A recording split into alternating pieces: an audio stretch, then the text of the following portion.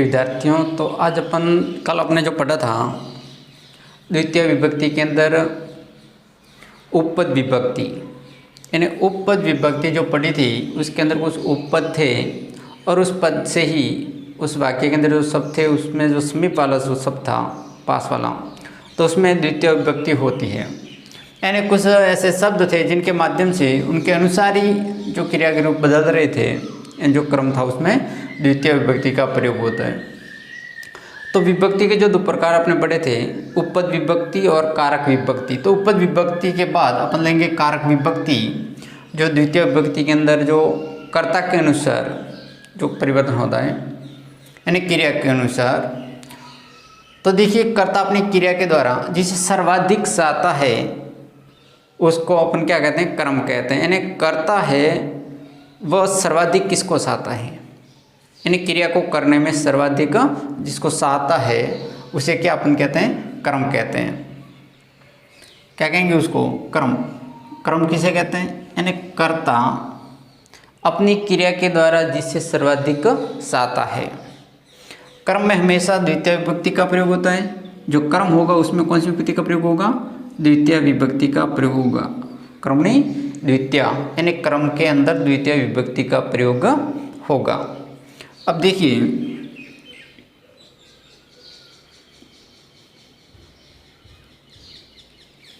छात्र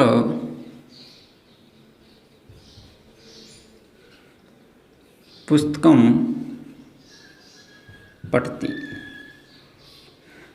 यहाँ पर देखिए कर्ता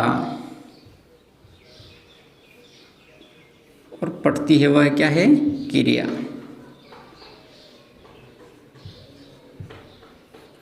यहाँ पर कर्ता और क्रिया। अब देखिए, कर्ता अपनी क्रिया के द्वारा, कर्ता अपनी क्रिया के द्वारा, पढ़ना क्रिया है, कर्ता छात्र है, तो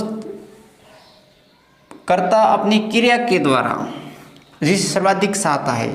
छात्र पुस्तकम पढ़ती, छात्र पुस्तक पढ़ता है, छात्र पढ़ता है।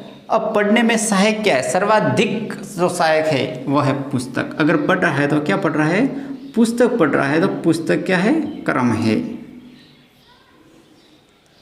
तो छात्र पुस्तकम पढ़ती, यानी छात्र पुस्तक पढ़ता है, तो कर्ता हो गया, ये क्रम हो गया, और ये हो गई क्रिया। कर्ता, क्रम और क्रिया। देखिए, कर्ता जिसको सर्वाधिक साता है, किसको सा रहा है यहाँ पे, पुस्तक को, तो पुस्तक के अंदर कौन सी विभक्ति लगेगी, द्वितीय विभक्ति। यानी क्रम में हमेशा कौन सी विभक्ति लगेगी, द्वितीय विभक्ति लगेगी।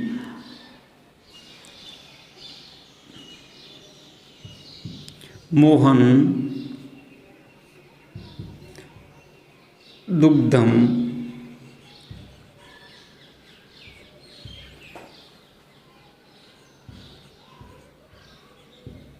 पिबती।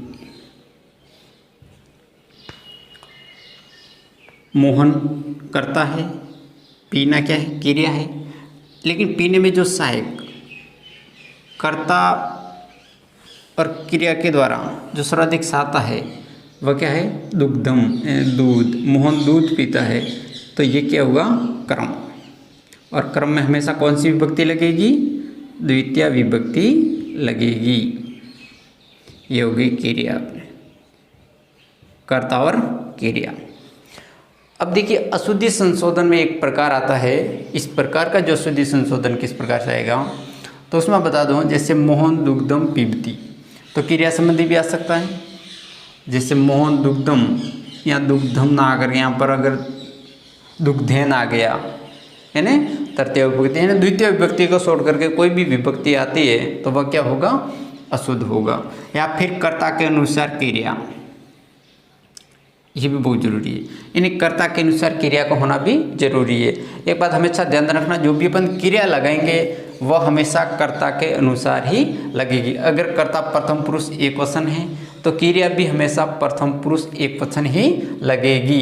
यानी कर्ता जो भी है उसके अनुसार ही अपने को क्रिया का प्रयोग करना है। कर्ता प्रथम पुरुष बहुवचन है तो क्रिया भी प्रथम पुरुष बहुवचन आएगा। मध्यम पुरुष हो चाहे उत्तम पुरुष हो, यानी जो इसके रूप चलते हैं कर्ता के, तीनों लिंग और तीनों पुरुषों में चलते हैं। तो उसी प्रकार क्रिया के बीज रूप है वह तीनों रूपों में चलते हैं, यानी तीनों लकार के अंदर चलते हैं, तीनों काल के अंदर चलते हैं, तीनों वचनों में और तीनों ही पुरुषों के अंदर। उसके बाद देखिए अदि उपसर्ग पूर्वक, अदि उपसर्ग है और उससे पहले यदि उपसर्ग पूर्व है और उसके बाद में सिद्ध सोना, सिद्ध धातु यानी जिसका अर्थ होता है सोना, इस्ता यानी तिष्ठ धातु जिसका अर्थ रुकना या बैठना, ठहरना, और आस धातु होना। धातुओं के प्रयोग होने पर उसके आधार की कर्म संज्ञा होती है, उसके आधार की क्या होती है? कर्म संज्ञा होती है। यानी ये सिड, इस्ता और आस धातु से पहले अगर अधि उपसर्ग का प्रयोग हुआ है, अधि उपसर्ग का पहले प्रयोग हुआ है किन से, किन धातुओं से पहले? सिड धातु से, तिष्ठ धातु से या फिर आस धातु से, यानी इन धातुओं से पहले किसका प्रयोग हुआ है? अधि उपसर्ग का प्रयोग हुआ है। तो अपने को उसके अंदर जो कर्म होगा उसमें हमेशा कौन सी विभक्ति लगेगी? द्वितीय विभक्ति लगेगी। देखिए इसका एक संबंध होता है, यानी अधि सिड इस्ता सा क्रम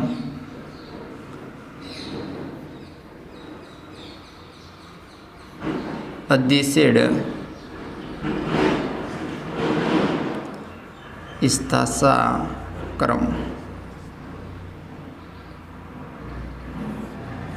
यानी अधि उपसर्ग पूर्वक सिड धातु, इस्ता धातु और आस धातु के क्रम, यानी उसमें क्रम में द्वितीय विभक्ति अधि सिड इस्ता सा क्रम, यानी इसमें हमेशा द्वितीय विभक्ति का प्रयोग होगा। जैसे हरि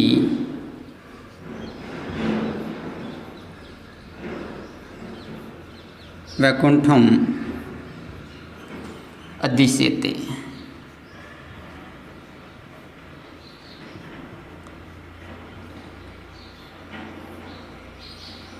सिड धातु से अधि उपसर्ग पूर्वक, अधि उपसर्ग के पहले और सिड धातु है तो उससे पहले जो क्रम होगा उसमें हमेशा कौन सी विभक्ति लगेगी? द्वितीय विभक्ति। हरि वैकुंठम अदिश्यते, तो वैकुंठम शब्द आया है उसमें कौन सी विभक्ति है? द्वितीय विभक्ति। हरि वैकुंठ में सोते हैं। उसके बाद देखिए देव स्वर्गम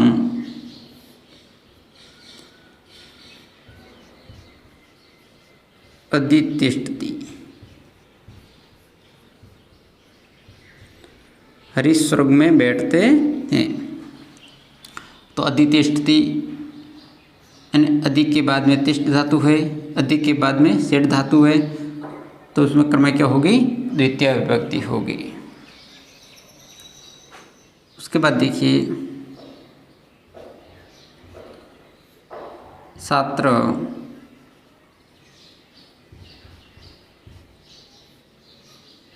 कक्षाम अध्यास्ते, छात्र कक्षा में हैं। तो अधि आस्ते यानी आस धातु और अधि उपसर्ग है, तो उसमें भी क्या होगी? क्रम के अंदर कौन सी विभक्ति लगेगी? द्वितीय विभक्ति होगी। यानी द्वितीय विभक्ति कब लगेगी? जब अधि से ते, अधि तिष्ठ, यानी अधि के बाद में सिड धातु, अपने को याद रखना है सिड धातु। अगर सिड धातु आता है और उससे पहले जो शब्द है उसके अंदर जो विभक्ति होगी वह हमेशा द्वितीय विभक्ति होगी। इस धातु यानी तिष्ठ धातु आता है और उससे पहले अगर क्या है? अधि उपसर्ग और तिष्ठ धातु है तो भी द्वितीय विभक्ति होगी। और आस धातु यानी होना, तो उसमें भी क्या होगा? द्वितीय विभक्ति का प्रयोग होगा। उसके बाद देखिए उप अनु अधि आ उपसर्ग पूर्वक, अधि उपसर्ग था, अब उप अनु अधि आ उपसर्ग पूर्वक वस धातु, यानी वस धातु से पहले, किससे पहले? वस धातु से पहले उप है, अनु है, अधि है या आ, यानी ये उपसर्ग आते हैं। कब आते हैं? वस धातु से पहले। किससे पहले? वस धातु से पहले। अपने को ध्यान रखना है वस धातु का, जो वस धातु है उससे पहले अगर उप आता है, यानी उपवस्ती, अनुवस्ती, अधिवस्ती या आवस्ती, यानी ऐसे शब्द आते हैं अंत में तो उनसे पहले ने क्रिया है, जैसे वस धातु वस जो रहना क्रिया है, तो उनसे पहले उप उपसर्गे, अनु उपसर्गे या द्वि उपसर्गे या फिर आ उपसर्गे, तो क्या होगा, उसके अंदर कौन सी विभक्ति होगी, द्वितीय विभक्ति होगी। प्रयोग होने पर उसके आधार की क्रम संज्ञा होती है, उसके आधार में भी क्रम की संज्ञा हो जाती है, तो क्रम में द्वितीय विभक्ति का प्रयोग होता है। उपान द्याडवस, उपानो द्याड वस।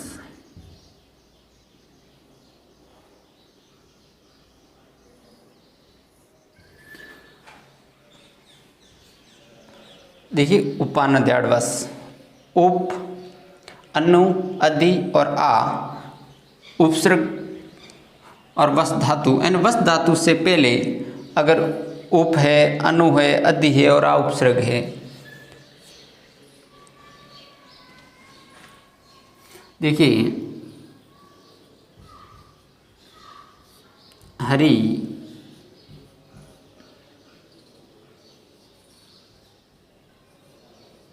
वैकुंठम, उपवस्ति,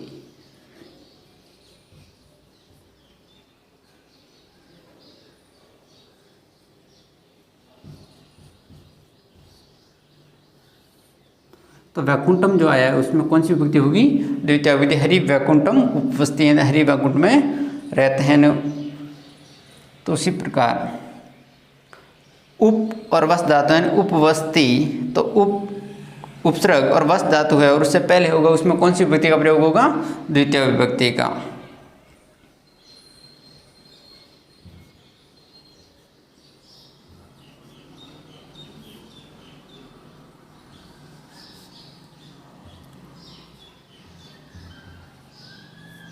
दुष्ट,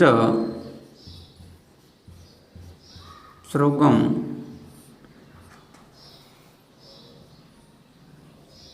अनुवस्ति,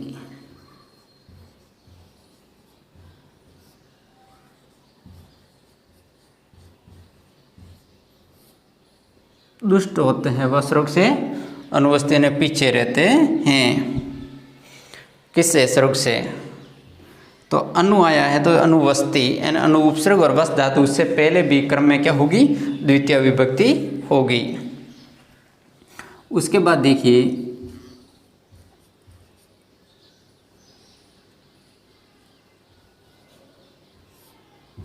मत्स्य, जलम, अधिवस्ति,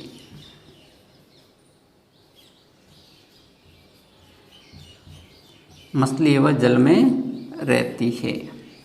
तो अधि उपसर्ग है और वस धातु उससे पहले होगा, उसमें क्या होगी, द्वितीय विभक्ति होगी, यानी जलम, इसमें भी द्वितीय विभक्ति।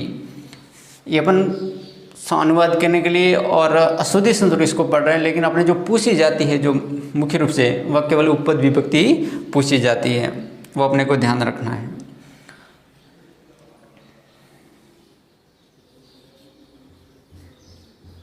बालक,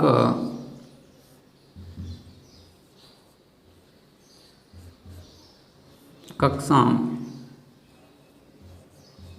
आवस्थी, बालक है वो कक्षा में रहता है।